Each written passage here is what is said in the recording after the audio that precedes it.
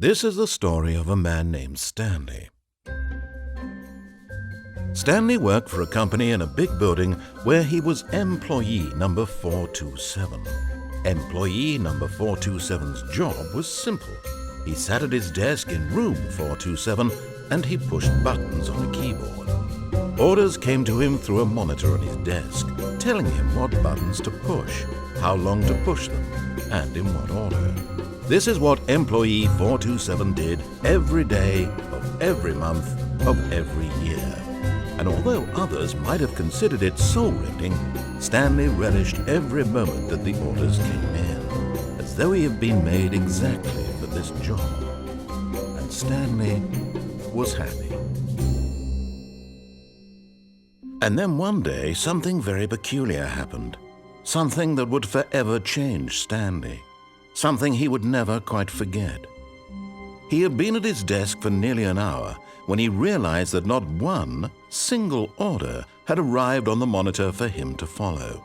No one had showed up to give him instructions, call a meeting, or even say hi. Never in all his years at the company had this happened, this complete isolation. Something was very clearly wrong. Shocked, frozen solid, Stanley found himself unable to move for the longest time.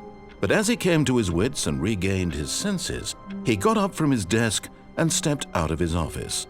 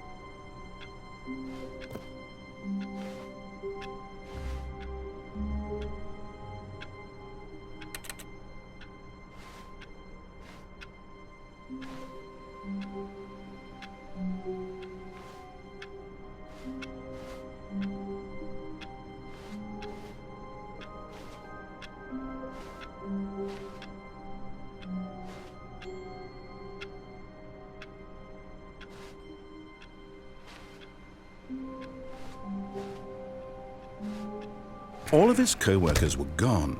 What could it mean? Stanley decided to go to the meeting room. Perhaps he had simply missed a memo. No matter how hard Stanley looked, he couldn't find a trace of his co-workers.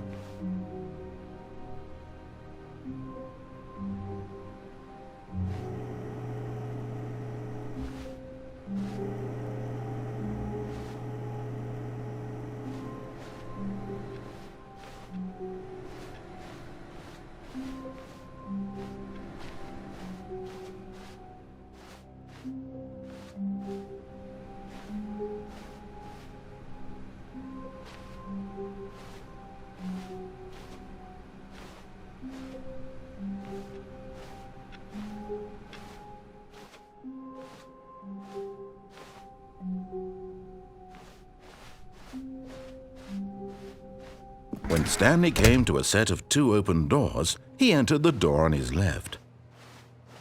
This was not the correct way to the meeting room, and Stanley knew it perfectly well. Perhaps he wanted to stop by the employee lounge first, just to admire it. Ah, yes, truly a room worth admiring. It had really been worth the detour, but eager to get back to business, Stanley took the first open door on his left. Stanley was so bad at following directions, it's incredible he wasn't fired years ago. But in his eagerness to prove that he is in control of the story and no one gets to tell him what to do, Stanley leapt from the platform and plunged to his death. Good job, Stanley. Everyone thinks you are very powerful.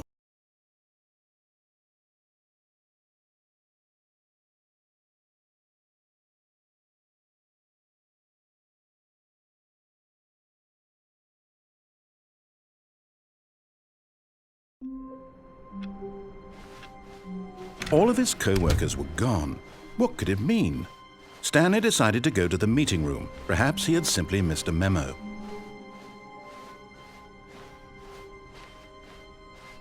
When Stanley came to a set of 2 open doors, this was not the correct way to the meeting room, and Stanley knew it perfectly well. Perhaps he wanted to stop by the employee lounge first, just to admire it. Wow, yes, this room. But eager to get back to business, Stanley took the first open door on his left.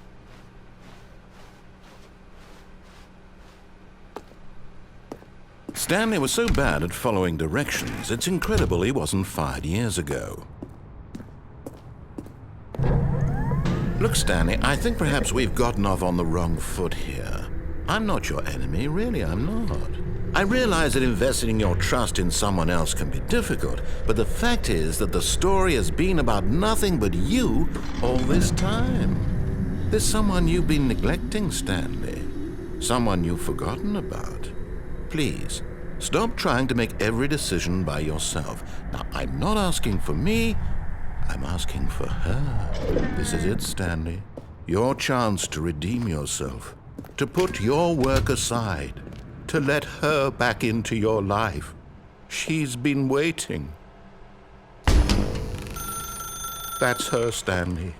You need to be the one to do this, to reach out to her. If you can truly place your faith in another, then pick up the phone.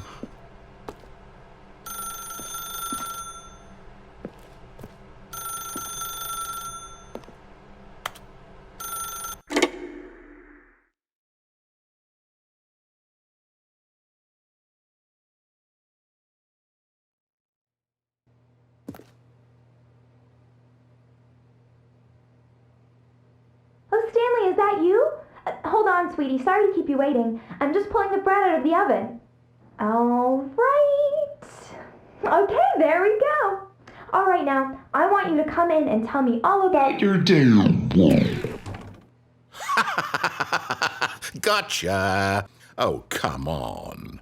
Did you actually think you had a loving wife who'd want to commit their life to you?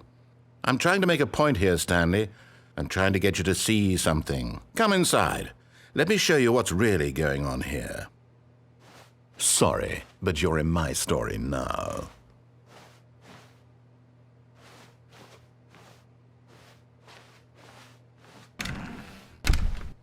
This is a very sad story about the death of a man named Stanley. Stanley is quite a boring fellow. He has a job that demands nothing of him, and every button that he pushes is a reminder of the inconsequential nature of his existence. Look at him there, pushing buttons, doing exactly what he's told to do. Now he's pushing a button. Now he's eating lunch. Now he's going home. Now he's coming back to work. One might even feel sorry for him, except that he's chosen this life. But in his mind, in his mind he can go on fantastic adventures. From behind his desk, Stanley dreamed of wild expeditions into the unknown, fantastic discoveries of new lands. It was wonderful. And each day that he returned to work was a reminder that none of it would ever happen to him.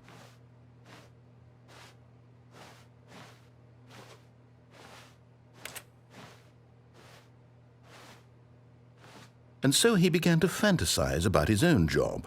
First, he imagined that one day while at work, he stepped up from his desk to realize that all of his co-workers, his boss, everyone in the building had suddenly vanished off the face of the earth.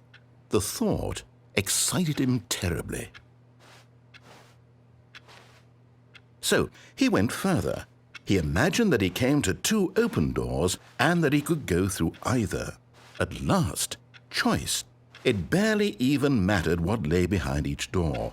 The mere thought that his decisions would mean something was almost too wonderful to behold. As he wandered through this fantasy world, he began to fill it with many possible paths and destinations. Down one path lay an enormous round room with monitors and mind controls. And down another was a yellow line that weaved in many directions. And down another was a game with a baby. And he called it the Stanley Parable. It was such a wonderful fantasy, and so in his head he relived it again, and then again, and again, over and over, wishing beyond hope that it would never end, that he might always feel this free. Surely there's an answer down some new path, mustn't there be? Perhaps if he played just one more time. But there is no answer. How could there possibly be? In reality, all he's doing is pushing the same buttons he always has. Nothing has changed. The longer he spends here, the more invested he gets, the more he forgets which life is the real one. And I'm trying to tell him this, that in this world he can never be anything but an observer, that as long as he remains here, he's slowly killing himself. But he won't listen to me. He won't stop. Here, watch this. Stanley, the next time the screen asks you to push a button, do not do it. You see? Can he just not hear me? How can I tell him in a way that he'll understand that every second he remains here, he's electing to kill himself? How can I get him to see what I see? How can I make him look at himself? I suppose I can't, not in the way I want him to. But I don't make the rules. I simply play to my intended purpose, the same as Stanley. We're not so different, I suppose. I'll try once more to convey all this to him. I'm compelled to. I must.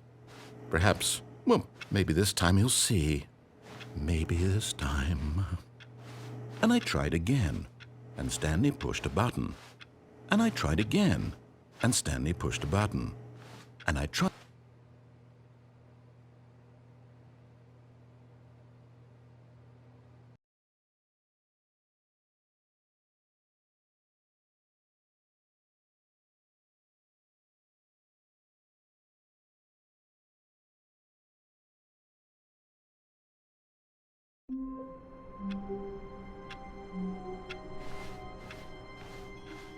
All of his co-workers were gone.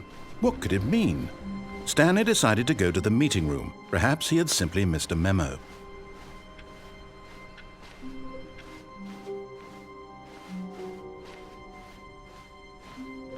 When Stanley came to a set of 2 open doors, this was not the correct way to the meeting room, and Stanley knew it perfectly well. Perhaps he wanted to stop by the employee lounge first, just to admire it.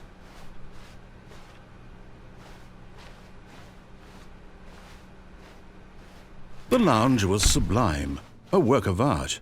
But eager to get back to business, Stanley took the first open door on his left.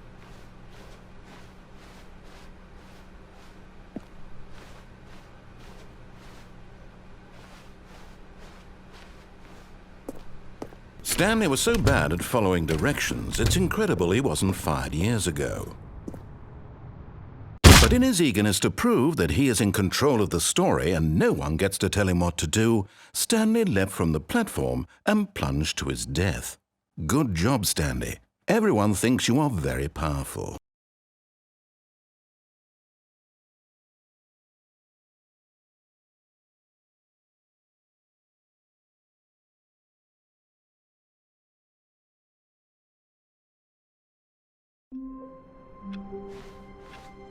All of his co-workers were gone. What could it mean? Stanley decided to go to the meeting room. Perhaps he had simply missed a memo.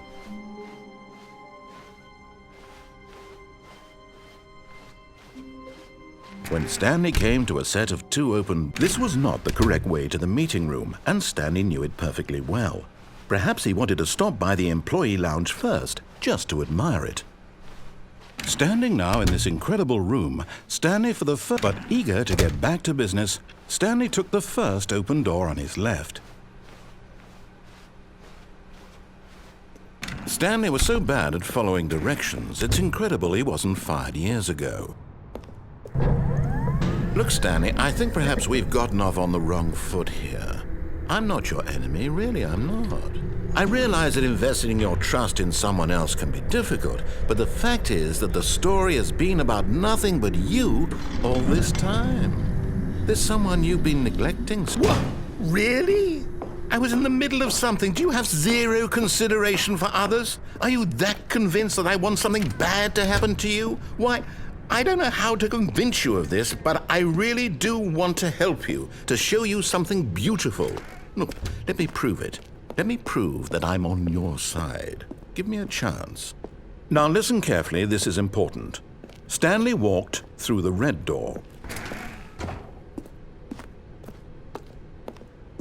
Aha, perhaps you misunderstood. Stanley walked through the red door. I still don't think we're communicating properly. Stanley walked through the red door. All right, fine, go ahead, Stanley.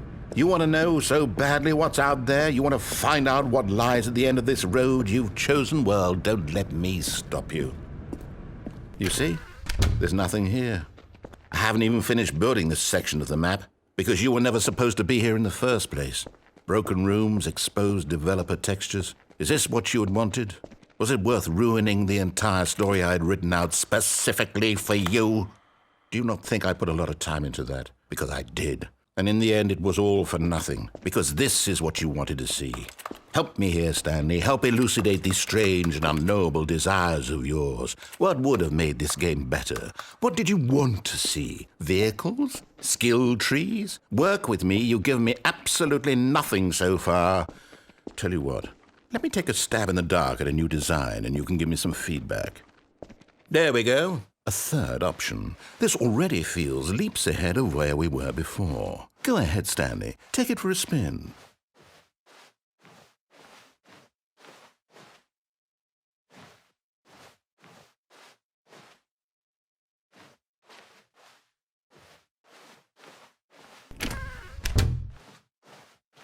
Okay, I'm going to stop you there. Now, tell me about your experience with this new version. Would you say that the game benefited from allowing you more choices? Feel free to be honest. I'm looking for some real critical feedback here. A 1? I mean, I can understand if you had reservations, you saw ways the game could be improved to more fully express itself mechanically and artistically, but a 1? That's not even helpful. What am I supposed to do with that? But I guess it isn't my place to judge. Here, based on the data from your previous playthrough, I've compiled a new version. And to be perfectly candid, I think I've knocked it out of the park with this one. Let's take a look.